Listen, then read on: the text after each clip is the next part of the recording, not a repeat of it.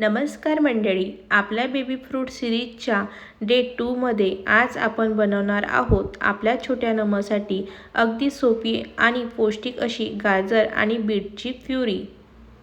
Day 1 ला आपण सफरचंदाची puree केली होती आणि आज नमची दुसरी चव आहे गाजर आणि बीटची। चला तर मग पाहूया नमला ही नवीन चव आवडते का? यासाठी आपल्याला लागणार आहे एक छोटं गाजर आणि एक बीट। दोन्ही पाण्याने स्वच्छ धुवून घेतले, नंतर सोलून त्यांचे छोटे तुकडे करून घेऊया।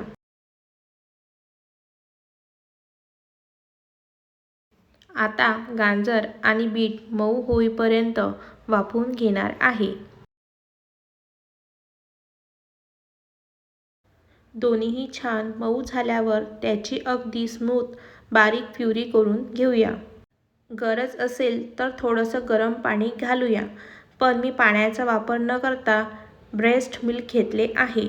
अशा प्रकारे तयार झालेली आहे गाजर आणि बीटची प्युरी।